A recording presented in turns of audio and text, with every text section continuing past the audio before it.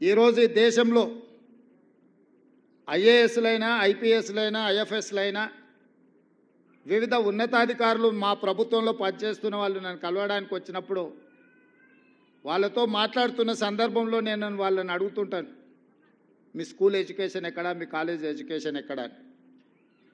ఎందుకు అని అంటే ఒక అంచనా వేయడానికి వీళ్ళు ప్రభుత్వ పాఠశాలలలో చదివినరా, ప్రైవేట్ కార్పొరేట్ స్కూల్స్లలో చదివినరా అని ఒక అంచనా కోసం నేను అడుగుతుంటా.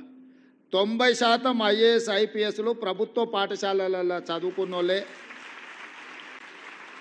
ఎన్నికవుతున్నారు.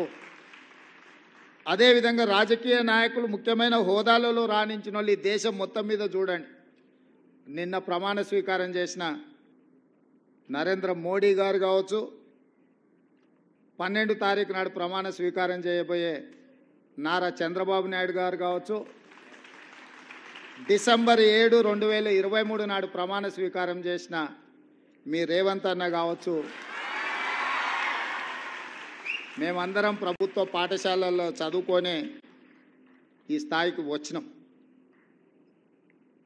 మేము ఈ స్థాయికి రావడానికి కారణం మా తల్లిదండ్రుల కంటే కూడా ఆ పాఠశాలల్లో చదువులు చెప్పిన గురువులదే. నేను ఎందుకు ఈ అంశాన్ని గుర్తు చేస్తున్నా అంటే, మా ప్రభుత్వం బాధ్యత తీసుకున్న వెంబడే బుర్రా వెంకటేశం గారిని ఎడ్యుకేషన్ సెక్రటరీగా నియమించి చాలా సంవత్సరాల నుంచి ప్రభుత్వ పాఠశాలలు నిర్వీర్యమైపోయినాయి, వీటి పట్ల శ్రద్ధ తగ్గింది, టీచర్లు లేరని విద్యార్థులు రావడం లేదు, విద్యార్థులు లేరని పాఠశాలలు మూసేస్తుంది ప్రభుత్వం. ఇది కోడి ముందా గుడ్డి ముందా అని అంటే ఏది చెప్పలేదు. ప్రభుత్వం టీచర్లను పెట్టకపోతే విద్యార్థులు ఎట్లాగూ రారు. విద్యార్థులు రావడం లేదనే నెపంతో సింగిల్ టీచర్ పాఠశాలలు అన్నిటిని కూడా మూసేసే పరిస్థితి వచ్చింది. ఇదే కాకుండా కొన్ని స్కూళ్ళల్లో 8-9 మంది విద్యార్థులు ఉంటే 10-12 మంది టీచర్లు ఉంటున్నారు. అంటే వివిధ సబ్జెక్ట్స్ చెప్పడానికి ఆ టీచర్లు అవసరం, వివిధ తరగతుల కోసం ఇది ఒక సమస్యగా మారింది. వీటన్నిటినీ దృష్టిలో పెట్టుకొని తక్షణమే మెగా డిఎస్సి నోటిఫికేషన్ ఇవ్వాలి. సింగిల్ టీచర్ స్కూళ్ళను కూడా ముయ్యడానికి వీల్లేదు. తండాలలో, గూడాలలో, మారుమూల ప్రాంతాలలో ప్రభుత్వ పాఠశాలలను నిర్వహించడం ద్వారా పేదలకు, దళితులకు, గిరిజనులకు విద్యను అందుబాటులోకి తీసుకురావాలి. వాళ్ళ తల్లిదండ్రులకు, వాళ్ళ కుటుంబాలకు ఆర్థిక భారం ఉండకూడదు. వాళ్ళ ప్రాంతాలను వదిలి ఇతర ప్రాంతానికి వెళ్ళి పిల్లల్ని చదివించాలి అని అంటే తల్లినో తండ్రినో రోజంతా కూలికి వెళ్ళకుండా వ్యవసాయం పనులు మానుకొని వాళ్ళు వెళ్ళాల్సిన పరిస్థితి. ఇది ఒక పెద్ద సామాజిక సమస్య. ఆర్థికంగా చూస్తే ఒక టీచర్కి 50,000, 60,000, 70,000 జీతం ఇవ్వడం, ఆ పాఠశాల నిర్వహణకు అత్యధికంగా ఖర్చు అవ్వడం, ఆ పాఠశాలలో 6-7 మంది విద్యార్థులు ఉంటే ఇప్పుడే మా అధికారి చెప్తున్నారు, ఒక విద్యార్థి మీద 80,000 రూపాయలు మనం ఖర్చు పెడుతున్నామని యావరేజ్గా. ఈ 80,000 రూపాయలు ఎక్కడ ఖర్చు అవుతుంది? నాకు తెలిసినంతవరకు నేను పూర్తిగా సమీక్షించలేదు, కానీ మ్యాక్సిమం ఈ ఇన్వెస్ట్మెంట్ అంతా శాలరీస్ మీదనే పోతుంది. ఇన్ఫ్రాస్ట్రక్చర్ మీదనో మౌలిక వసతులను ఏర్పాటు చేసే దాని మీద ప్రభుత్వం దృష్టి తక్కువ పెట్టడం వల్ల ఇది ఒక గందరగోళమైన పరిస్థితికి దారి తీసింది.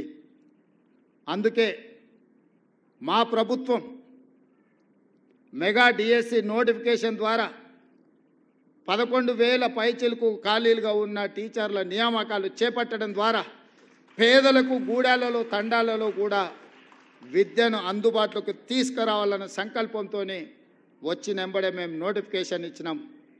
అదేవిధంగా ప్రభుత్వ పాఠశాలలు శిథిలావస్థకు చేరుకున్న వాటిని అన్నిటిని కూడా పునర్నిర్మించాలి, మౌలిక వసతులు కల్పించాలి అని దాదాపుగా 2,000 కోట్ల రూపాయల నిధులతోని పనులను ప్రారంభించినాం.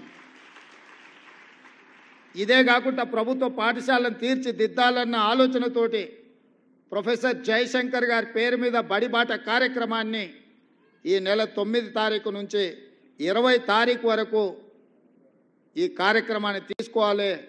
గ్రామాలలో ఇల్లు తిరగాలి, తల్లిదండ్రులకు వివరించాలి, ఆ పిల్లల్ని ప్రభుత్వ పాఠశాలల్లో చేర్పించండి, ఆ పేదలకు ఆ తల్లిదండ్రులకు చెప్పండి, మీ పిల్లలు చేరకపోతే మీ ఊర్లో పాఠశాల తొందరలో బంద్ కాబోతుంది, మీ ఊర్లో పాఠశాల బంద్ అవుతే భవిష్యత్ తరాల పిల్లలు విద్యకు దూరం అవుతారు. పేదలు ఎప్పుడైతే విద్యకు దూరం అవుతారో ఆర్థికంగా వాళ్ళు చితికిపోతారు.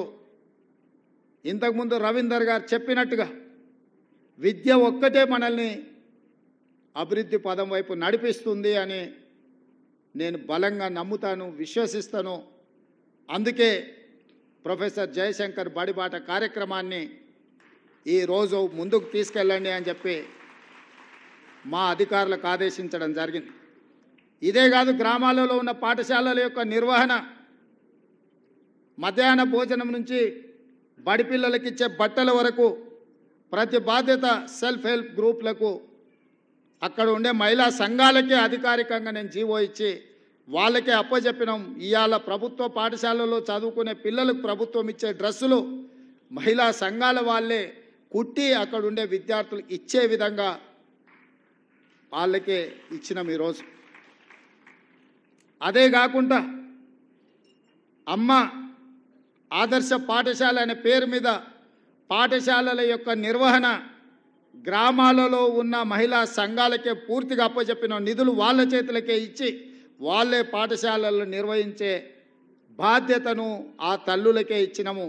ఎందుకంటే మహిళా సంఘాలలో సభ్యులుగా ఉన్నారు అంటే వాళ్ళు గ్రామంలో ఉంటారు.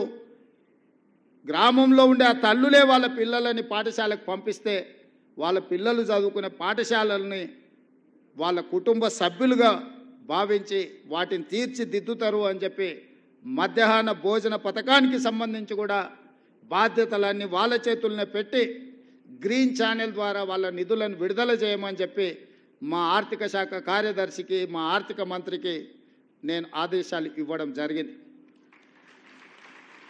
ఇవన్నీ ఎందుకు చెప్తున్నా అంటే గ్రామీణ ప్రాంతం నుంచి వచ్చిన నాకు ప్రభుత్వ పాఠశాల యొక్క విలువ తెలుసు. ఈ ప్రభుత్వ పాఠశాల ద్వారా తెలంగాణ రాష్ట్రాన్ని పునర్నిర్మించాలన్న ఆలోచన, సంకల్పం మా ప్రభుత్వానికి ఉంది. అందుకే ఈ విధానాలన్నిటిని కూడా మేము సమీక్షించుకొని ముందుకెళ్తున్నాం. ఇంతకుముందే వస్తున్నప్పుడు ఇక్కడే మిత్రుడు వందే మాత్రం ఫౌండేషన్లో క్రియాశీలక పాత్ర పోషిస్తున్న మాధవ్ ఇంకొక మాట చెప్పిండు నాకు, సెమీ రెసిడెన్షియల్ విధానాన్ని మీ ప్రభుత్వం తీసుకుంటే బాగుంటుంది అని. నేను అడిగిన సెమీ రెసిడెన్షియల్ అంటే ఏంది అని. అంటే ఉదయం బ్రేక్ఫాస్ట్, మధ్యాహ్నం లంచ్తో పాటు ఈవినింగ్ కూడా స్నాక్స్ ఇస్తే పిల్లలు పాఠశాలలో తల్లిదండ్రులు వచ్చి వాళ్ళు పని మీద పోయి వాళ్ళకు భోజనం పెట్టాలన్నా టిఫిన్ పెట్టాలన్నా ఇబ్బంది అవుతుంది. కాబట్టి ప్రభుత్వం ఆ బాధ్యతను తీసుకుంటే బాగుంటుంది అని. ఆ సూచనను తప్పకుండా మా ప్రభుత్వం పరిగణలోకి తీసుకుంటుంది, పరిశీలిస్తుంది.